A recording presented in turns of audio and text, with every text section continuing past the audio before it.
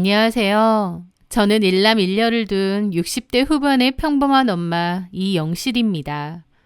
오늘 제가 여러분께 들려드릴 이야기는 제 가슴에 대못을 받고 제 딸의 눈에서 피눈물을 쏟게 했던 전 사위가 비참하게 무너진 통쾌한 사연입니다. 그 기막힌 이야기를 지금부터 시작해 보겠습니다. 제 남편은 아이들이 한창 학교에 다닐 무렵 큰 병을 앓으며 병석에 눕게 되었습니다. 그 전까지만 해도 평범하게 잘 살아왔던 우리 집이 남편의 병환으로 인해 급격하게 무너지게 되었죠. 남편의 긴 투병 생활과 함께 저희 집 형편은 나락으로 떨어졌으니까요. 남편은 당연히 경제활동이 어려워졌고 저도 남편의 간병 때문에 일을 길게 할 순 없어 짧게 일을 해야 했습니다. 그렇다 보니 집 형편은 나아질 길도 없이 오랫동안 어려웠습니다. 그 고생 끝에 남편이 괜찮아졌다면 참 다행이었겠지만 결국 남편은 세상을 떠났고 남은 건 빚더미뿐이었습니다. 가세는 이미 급격히 기울었고 집안의 가장 노릇은 고스란히 장녀인 제 딸 서희의 몫이 되었어요. 저희 큰딸 서희는 너무나도 야무지고 미련할 정도로 책임감이 강한 아이였습니다. 공부도 참 잘해서 학창시절 전교 1등을 놓치지 않기도 했어요. 어려운 가정 형편 탓에 학원도 잘 못 보내줬는데 혼자서 어찌나 야무지게 잘하던지요.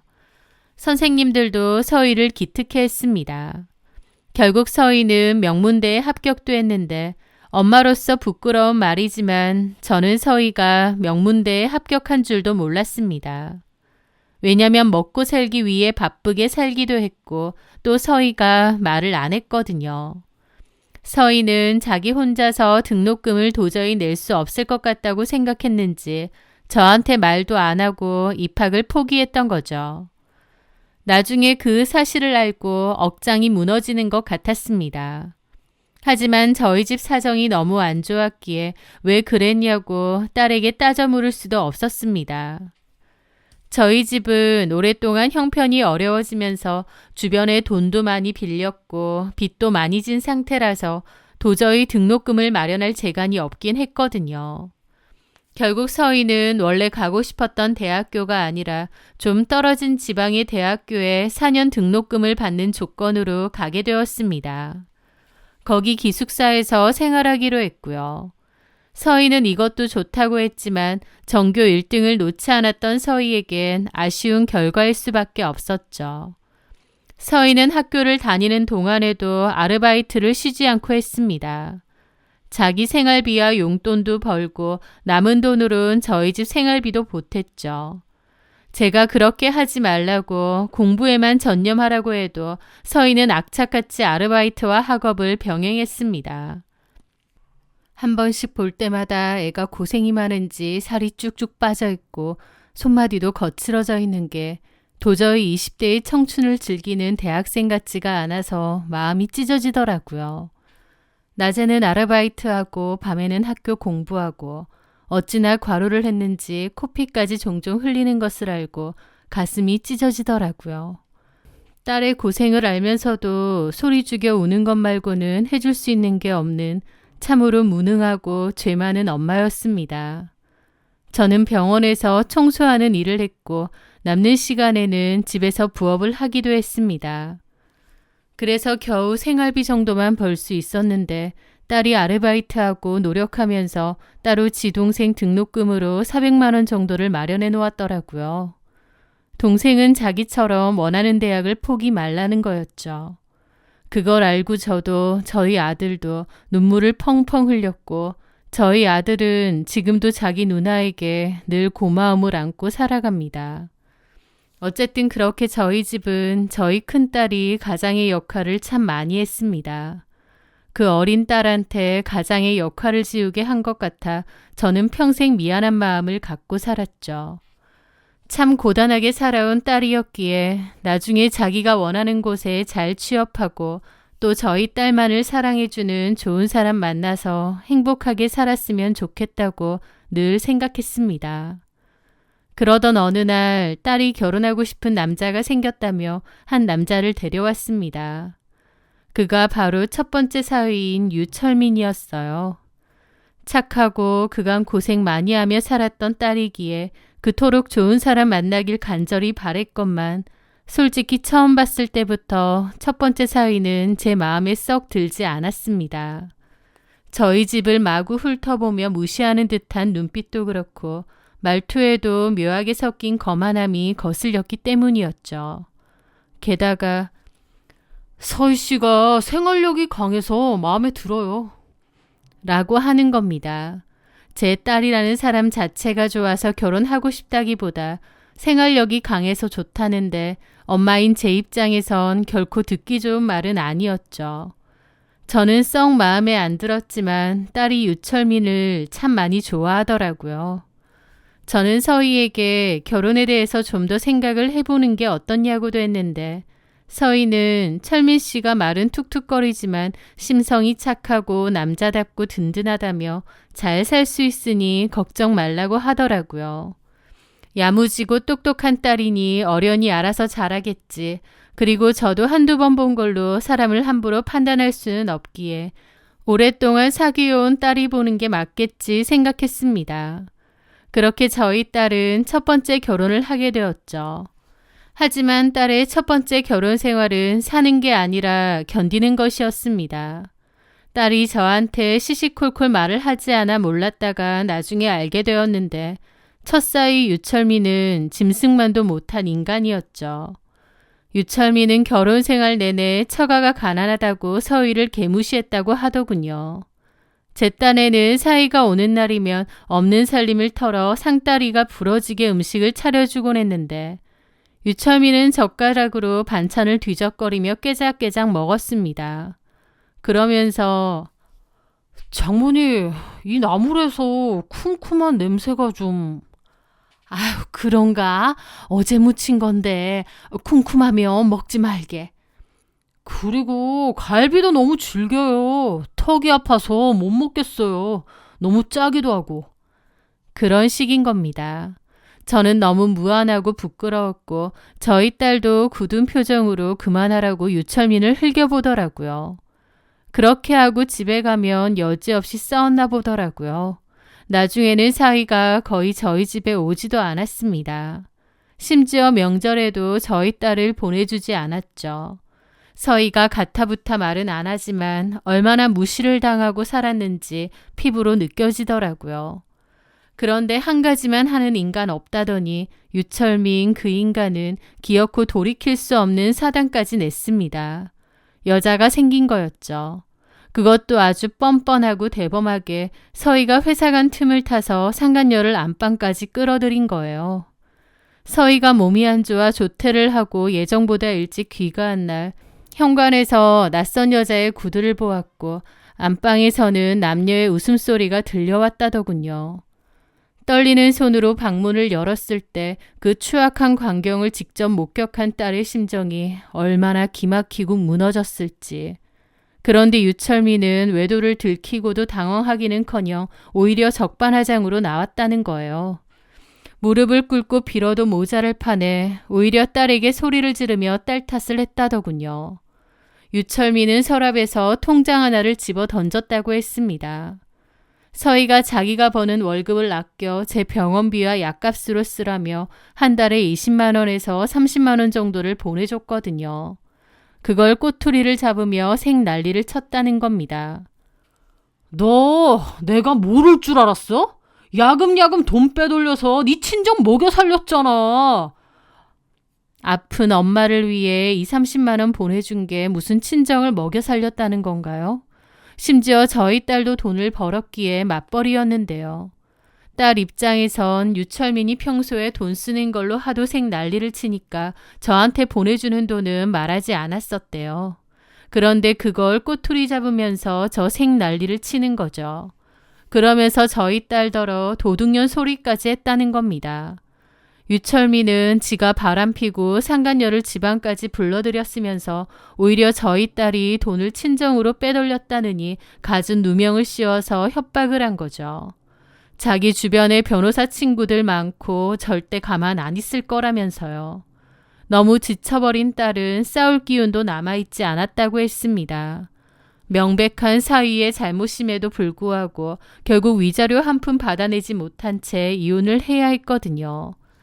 저한테 티내지 않고 애써 괜찮은 척하며 살아가던 딸은 짐을 싸들고 저희 집에 온 순간 결국 눈물을 펑펑 쏟았습니다. 딸이 쏟아낸 눈물은 제 가슴을 후벼 파고 제 뼈에 사무쳤죠.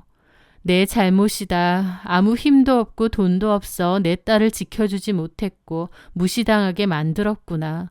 죄책감에 딸을 끌어안고 밤새 통곡했습니다. 누구보다 행복하길 바란 딸이지만 결국 상처만 남긴 채 다시 집으로 돌아오게 된 거였죠. 이혼 후 제 딸 서희는 마치 영혼이 빠져나간 사람처럼 한동안 웃음을 잃고 살았습니다. 그 활발하고 야무지던 아이가 대인 기피증에 걸린 듯 말도 없어지고 회사와 집만 오갔죠. 게다가 하루는 밤중에 혼자 술을 마시고는 자기는 실패한 인생이라고 자책을 하는데 억장이 무너져 내리는 것 같았습니다. 제가 할 수 있는 거라곤 그저 시간이 약이려니 하며 딸의 곁을 지키면서 마음을 달래주는 것 뿐이었죠. 하지만 죽으라는 법은 없나 봅니다.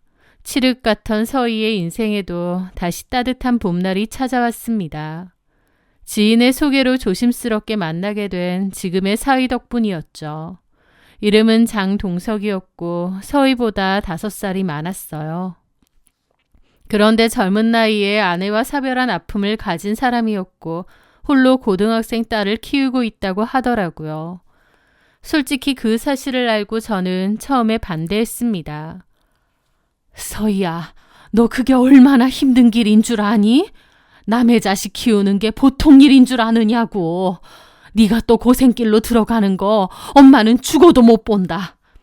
하지만 서희는 단호했습니다. 내가 비록 첫 번째 결혼도 엄마 말 안 듣고 실패한 거 알아. 그런데 엄마, 나 한 번만 더 믿어줘. 이 사람은 달라. 아픔이 있지만 어른스럽고 든든한 사람이고 서로 보듬어주며 살고 싶어. 걱정이 됐지만 서희도 많이 고민이 있었을 거라는 생각이 들더라고요. 그래서 결국 결혼을 허락했는데 막상 결혼해보니 제 진한 걱정은 기우였습니다. 서희는 장서방과 살면서 많이 행복해했고 긍정적으로 변화가 컸거든요. 물론 서희도 그만큼 노력을 많이 했죠. 장서방의 딸 민지는 사춘기 예민한 시절에 엄마를 잃었고 마음의 문을 닫았는데요. 서희는 억지로 엄마 노릇을 하려 들지 않았습니다. 그저 그 아이의 텅 빈 옆자리를 묵묵히 지켜주었어요. 매일 아침 따뜻한 밥을 지어 먹이고 교복을 다려주며 아이의 이야기에 귀 기울여 주었습니다. 서희의 진심 어린 마음에 얼음장 같던 아이의 마음도 서서히 녹아내렸고 나중에는 친모녀처럼 아주 잘 지내더라고요. 장서방은 그런 서희의 노력을 너무 고마워했고 장서방도 그만큼 서희에게 또 저에게도 잘하려 노력했습니다. 둘 다 2번째 가정을 이루는 것인 만큼 서로 더 신경 쓰고 노력을 많이 했던 거였죠. 그런 과정을 거치며 그 누구보다 끈끈한 진짜 가족이 되어가고 있었습니다. 장서방은 인품이 참 훌륭했습니다. 제가 결혼을 허락하던 날 제 투박한 손을 꼭 잡고 눈시울을 붉히더군요. 장모님, 서희 씨처럼 귀하고 고운 사람을 저에게 주셔서 감사합니다. 서희 씨 평생 눈물 한 방울 안 흘리게 귀하게 공주처럼 모시고 살겠습니다. 지켜봐 주십시오. 그는 빈말을 하는 사람이 아니었습니다. 정말 서희에게도 참 잘했고 저에게도 잘하려고 노력하는 게 보였죠. 게다가 장서방은 지역에서 꽤 큰 건설 시행사를 운영하는데요. 자수성가한 알짜배기 사업가기도 했습니다. 경제적으로도 여유가 넘쳤는데 그렇다고 결코 돈 자랑을 하거나 거드름을 피우는 법이 없었죠. 그런 사위 덕분에 저는 생전 처음으로 어깨를 펴고 살 수 있게 되었던 것 같아요. 서희가 사랑받으며 행복하고 평온한 모습에 저도 그제야 발 뻗고 잘 수 있게 되었습니다. 이제 죽어도 여한이 없다는 말이 절로 나올 정도였죠. 저도 마음의 여유가 생겼고 장서방이 저희 집 생활비까지 도와주었습니다. 하지만 평생 일을 하던 습관이 들었는지 또 장서방이 저까지 도와주는 게 마음이 편치는 않더라고요.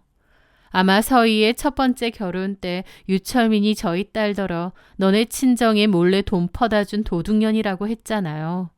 그게 제 마음에 너무 큰 상처로 남았는데 지금도 사위가 제 생활비까지 주려고 하니 걸리더라고요.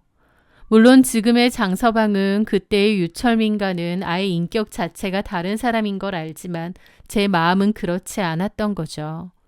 저도 사지 멀쩡한데 가만히 놀고 먹는 게 영 가시방석이더라고요. 장서방의 마음과 별개로 제 마음 한구석엔 생활비를 거저받기가 미안하고 불편한 마음이 있었던 거죠. 저는 다시 일을 해야겠다 싶었는데 그걸 알게 된 장서방은 저를 극구 만류했습니다. 장모님, 제발 편히 쉬세요. 용돈이나 생활비는 제가 부족하지 않게 챙겨드릴게요. 이제라도 푹 쉬시고 여행도 다니시고 그래야죠. 그러면서 제가 일하는 걸 극구 만류했지만 제 고집을 꺾을 순 없었습니다. 아니네 이 사람아. 내가 사지가 멀쩡한데 어떻게 자네 등골만 빼먹고 있겠나. 몸 성할 때 조금이라도 움직여서 내 용돈이라도 벌고 손주들 과자라도 사줘야지. 내가 알아서 할 수 있으니까 걱정 말게.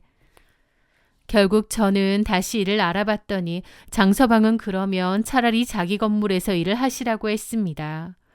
다른 데서는 처우가 열악할 수도 있으니 자기 건물에서 일을 도와주시라고 했던 거죠.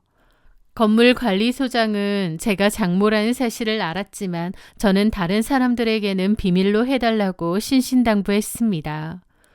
혹여나 건물 주인이 사위인데 장모를 청소시킨다고 하면 안 좋은 소문이 나거나 사위 체면이 깎일까봐 그랬던 거죠. 장서방은 내내 마음 불편해했지만 저는 오히려 일을 시작하고 나니 그리 마음 편하고 좋을 수가 없더라고요. 그렇게 저는 매일 아침 가벼운 마음으로 출근해 건물을 쓸고 닦았습니다. 사위 건물이라 생각하니 더더욱 신경을 써서 관리하고 청소도 하게 되더라고요. 그렇게 행복하고 소소하게 잘 지냈습니다. 장서방은 툭하면 일 그만두시라고 저를 만류했지만 저는 그럴수록 더 열심히 청소를 하고 제 몫을 하려 노력했죠. 일을 하고 스스로 돈을 버는 것이 얼마나 귀중하고 고마운 일인가요? 그렇게 하루하루 고맙게 살아가던 어느 날 그 인간 말종 유철민을 다시 마주치게 되었습니다. 그날도 여느 때와 다름없이 1층 복도를 청소하고 있었습니다. 대걸레를 빨아 바닥을 구석구석 닦고 있는데 저쪽 입구에서 부동산 중개업자와 함께 낯익은, 아니 꿈에서도 치가 떨리는 목소리가 들려오는 거예요. 여기 자리가 몫이 좋네요. 위치도 좋고 유동인구도 많고. 왜 저희 장인어른이 꼭 여기여야 된다고 했는지 알겠어요. 설마 하는 심정으로 고개를 들어보니 세상에나 전 사위였던 유철민이었습니다. 4년 전 제 딸을 비참하게 내쫓았던 그 얼굴. 유철민 옆에는 젊은 여자가 팔짱을 끼고 있었죠. 사장님, 사모님, 여기가 우리 시내에서 유동인구 제일 많은 황금입지예요. 베이커리 카페 하시기엔 딱이죠. 서로 못 들어와서 안달난 곳인데 마침 자리가 난 겁니다. 나중에야 알게 된 거지만 유철민 옆에 그 여자는 지역에서 꽤나 유명한 대형 베이커리 체인점 대표의 막내딸이었습니다. 유철민은 전에 그 상간녀랑은 헤어진 모양이고 무슨 재주인지 그 부잣집 외동딸을 낚아챈 모양이었죠. 예비 장인이 그 외동딸에게 베이커리 카페를 마련해 주겠다고 한 모양이었고 카페 자리를 약혼남인 유철민과 같이 알아보는 것 같았습니다. 멀리서 유철민을 보는데 숨이 턱 막히는 거예요. 내 딸은 저 인간 때문에 마음에 씻을 수 없는 상처를 입고 한동안 괴로워했는데 저 인간은 무슨 재주인지 부잣집 딸까지 물어 인생 고쳐보려 하고 있구나 싶어 피가 거꾸로 솟았습니다. 그때였습니다. 복도에서 걸어오던 유철민이 저를 딱 보게 된 거죠. 그는 처음엔 흠칫 놀라며 눈을 크게 뜨더니 이내 제 낡은 작업복과 고무장갑 그리고 대걸레를 번갈아 쳐다보았습니다. 상황 파악이 끝났는지 그는 비웃음을 띠며 다가왔죠. 이게 누구십니까? 세상 참 좁네 좁아. 여기서 딱 이렇게 마주치다니. 그러면서 저를 위아래로 훑어내리더군요. 하긴 그 딸의 그 엄마지. 무능한 것도 유전이라더니 팔자 어디 가겠어? 서희개는 뭐하고 살아요? 듣자하니 어디 건설하는 남자랑 결혼했다던데. 어디 노가다꾼이라도 한 명 잡았답디까? 제 딸의 이름이 그 더러운 입에서 나오자 당장이라도 들고 있던 걸레반물을 그 면상에 끼얹고 싶을 지경이었죠. 하지만 사인의 건물에서 행패를 일으키고 싶지 않아 참았습니다.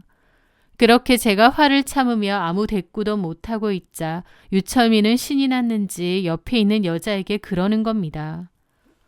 자기야, 내가 말했지. 내가 전에 살던 여자가 허구한 날 생활비로 지네 친정 도와주던 거 걸려서 정 떨어져서 이혼했다고. 이 사람이 그 여자 엄마야. 내 등골이나 파먹으려고 혈안이 돼 있고 내가 얼마나 고생했는지. 내가 그때 이혼 안 했으면 나까지도 시궁창에 빠졌을 거야. 여자는 깔깔거리며 맞장구를 쳤습니다. 어머, 오빠 진짜 고생했겠다. 이혼하길 잘했네. 계속 등골 빼먹힐 일 있어? 얼른 가자. 피가 거꾸로 솟는다는 게 이런 기분일까요? 대걸레 자루를 쥔 제 손마디가 하얗게 질리고 온몸이 부들부들 떨렸지만 저는 입술을 꽉 깨물며 바닥만 내려다보았습니다. 그렇게 유철민이 제 어깨를 툭 치고 지나가려는 그 순간이었습니다. 장모님! 그때 우렁찬 목소리가 쩌렁쩌렁 울리더라고요. 그 익숙하고 듬직한 목소리에 고개를 돌려보니 제 사위 동석이었습니다. 말끔한 옷의 장서방이 저 멀리서 저를 발견하고 웃으며 성큼성큼 걸어오고 있었죠. 유철민은 장서방도 고깝게 위아래로 훑어보더라고요. 그러더니 저보고 그 노가다 한다는 새사위인가 보네. 그런데 부동산 중개업자 김 소장이 반갑게 저희 장서방하고 인사를 했죠. 아유, 장 사장님 오셨어요? 1층 상가 계약건으로 손님을 모시고 왔거든요. 그 말에 유철민이 미간을 찌푸리며 그러더라고요. 그걸 이 사람한테 왜 말하세요? 그 말에 김 소장이 말했죠. 왜 말하긴요. 이분이 이 건물 주인이니까 말하죠. 계약을 하려거든 이분과 해야 되니까요. 예? 유철민의 눈이 휘둥그레졌습니다. 좀 전에 저한테 장모님이라고 부른 남자가 이 건물의 사장이라고 하니 엄청 당황한 거죠. 이 건물 주인이라고요? 유철민이 당황하며 장서방을 위아래로 쳐다봤습니다. 하지만 동석이는 유철민 따위는 안중에도 없다는 듯 저에게 그러는 거예요. 장모님, 너무 힘든 일까지 하지 마시라고 했잖아요. 저 진짜 서희한테 혼날 것 같아요. 그만하시고 저랑 식사하러 가세요. 김 소장님, 손님에게 상가 소개 잘 부탁드리고 나중에 계약하실 것 같으면 연락 부탁드려요. 장모님, 어서 식사하러 같이 가세요. 장서방의 말에 유철민은 입을 떡 벌린 채 뻐끔거리며 쳐다만 보더라고요. 그래서 제가 그랬죠. 장서방, 이 사람을 공교롭게 여기서 다 보게 됐네. 이 사람이 바로 우리 서희 그 전 남편이라는 그 작자야. 오랜만에 마주쳤는데 나 보자마자 아직도 이러고 사느냐고 비아냥거리네. 사람 쉽게 안 변한다더니 아직도 똑같네 똑같아. 제 말을 듣자마자 장서방의 눈빛이 매섭게 변했습니다. 평소 장서방은 사람 좋고 서글서글한데 미소는 온데간데 없어지고 싸늘하게 유철민을 한번 쳐다보더라고요. 그러더니 김 소장에게 김 소장님. 예, 사장님. 이분한테는 저희 매장 계약할 생각 없으니까 그냥 돌아가라고 하고 다른 분 하신다는 분 있으면 연락 주세요. 장서방의 단호한 말에 유철민의 얼굴이 흑빛이 되더라고요. 아니, 그런 게 어딨어요. 저희가 한다고 했는데. 어딨긴 여기 있죠. 내 건물인데 내 마음이지. 그쪽이랑은 계약할 생각 전혀 없으니까 당장 나가세요. 상황이 급변하자 유철민이 사색이 되었습니다. 그 옆에 여자도 어떡하냐고 발을 동동 거리더라고요. 하지만 유철민은 자존심을 부리면서 어이가 없다며 넘쳐나는 게 건물인데 자기들이 손해냐고 큰 소리를 치더라고요. 그러더니 저더러 최서희가 뭔 재주인지 돈 많고 순진한 남자 잘도 꼬셨나 보네. 아주 팔자 폈겠어. 그러는 겁니다. 저도 그 말에 눈이 뒤집혔는데 저보다 먼저 장서방이 유철민의 멱살을 휘어잡았습니다. 등치 좋고 힘 좋은 장서방이 유철민의 멱살을 잡고 흔들자 멸치마냥 흔들리더라고요. 당신 입 조심해. 어따 대고 남의 아내를 함부로 입에 올려. 내가 들은 얘기가 한두 개가 아닌데 뭐 잘났다고 그딴 소리야. 장서방이 으름장을 놓자 유철민은 겁에 잔뜩 질렸지만 옆에 지 약혼녀도 있다 보니 쪽팔린지 욕을 퍼부으며 놓으라고 퍼덕퍼덕 거리더라고요. 그렇게 장서방이 유철민을 확 뿌리치자마자 이번엔 제가 대걸레를 들고 유철민에게 확 위협을 했습니다. 유철민은 으악 소리를 내며 미쳤느냐고 소리를 내더라고요. 내 딸 눈에 피눈물 내더니 모자랐다고 그딴 소리야. 우리 집 무시하고 우리 딸 개고생 시킨 것도 모자라서 신혼집에 여자까지 데리고 와서 바람질이나 핀 더러운 인간이 사람 새끼냐? 남의 눈에 눈물 내면 네 눈엔 피고름이 나오는 법이야. 썩 꺼져. 우리 사이 건물 더럽히지 말고. 제 말에 유철민은 재수가 없다느니 욕을 했고 장서방이 다시 한번 말해보라며 눈을 부라렸습니다. 그러자 결국 씩씩대더니 꽁지가 빠져라 도망가더라고요. 저희 장서방은 김 소장에게 유철민과 같이 온 여자에 대해서 물었고 그러면서 유철민 옆에 여자가 지역 유명 베이커리의 대표 딸이라는 얘기도 하게 되었죠. 장서방은 지역 유지들과도 친분이 두터웠기에 그 베이커리 대표 연락처도 있다고 했습니다. 장서방은 곧바로 전화를 연결했고 정중하지만 뼈있는 목소리로 말했습니다. 안녕하십니까, 김 대표님. 저 장동석입니다. 안녕하셨죠? 다름이 아니라 대표님 따님이 베이커리 카페 매장 자리를 알아보러 저희 건물에 왔던데 함께 온 약혼남인지 뭔지 남자 때문에 전화를 드렸습니다. 유철민이라고. 들어보니 따님분 남자친구라고 하던데 맞나요? 하여튼 그 사람이 어떤 사람인지 알고 계시나 싶어서요. 사실 제 아내 전 남편인데 아주 악질에다가 결혼한 지 얼마 되지도 않아서 외도까지 저지른 인간이에요. 그러면서 저희 아내한테 누명까지 씌워 내쫓고요. 아주 질이 안 좋은 친구입니다. 게다가 지금 제 건물에서 저희 장모님께 행패까지 부렸고요. 따님 인생이 걸린 문제라 알고 계셔야 할 것 같아서 연락드렸습니다. 핸드폰 너머로 그 대표의 분노 섞인 고함 소리가 쩌렁쩌렁 들리더라고요. 아마 그 대표 앞에서는 설설 기었을 테고 그런 인간인지 몰랐던 모양이었죠. 그 후로 당연히 유철민의 결혼은 파토가 났습니다. 유철민은 지 약혼녀와 베이커리 대표에게는 오히려 저희 딸이 외도를 하고 잘못을 한 것처럼 자기는 피해자인 것처럼 거짓말을 했다더군요. 하지만 모든 사실을 알게 되자 그 대표는 화가 머리끝까지 났고 그의 딸하고도 헤어지라고 했답니다. 유철민이 정신 못 차리고 매달리니 사람 시켜서 흠씬 두들겨 때리기까지 했다는 소문도 있더라고요. 한마디로 팔자 고쳐보려던 유철민은 결국 모든 사실이 밝혀지면서 비참하게 버림을 받았던 거죠. 저는 저희 사위 덕분에 그 치졸하고 야비한 전사위 유철민에게 한 방을 먹인 것 같아 10년 묵은 채증이 내려가는 듯 했습니다. 그 후 식사 자리에서 장서방은 신용카드 한 장을 주더라고요. 장모님, 아무리 생각해도 제 마음이 편하지가 않습니다. 이제 청소일 그만두시고 제가 모자람 없이 용돈 넉넉히 드릴 테니까 서희랑 여행도 다니시고 친구분들이랑도 자주 만나고 좀 편안하게 사세요. 저 장모님 호강시켜 드릴 능력 차고 넘칩니다. 돈 걱정 전혀 마시고요. 장서방의 말에 서희가 옆에서 제 손을 잡으며 울먹거렸습니다. 그래 엄마, 이제 고생 그만해. 그동안 나 때문에 마음고생한 거 동석 씨랑 내가 다 갚으며 살 테니까. 활짝 웃는 딸의 얼굴과 그런 딸을 따뜻하게 바라보는 듬직한 사회를 보자 참았던 눈물이 왈칵 쏟아졌습니다. 그것은 슬픔의 눈물이 아니라 벅찬 감동과 감사의 눈물이었습니다. 지난 세월 가난 때문에 딸에게 죄인처럼 살았던 제 마음의 짐이 비로소 내려지는 순간이었죠. 인과 응보라는 말 정말 있나 봅니다.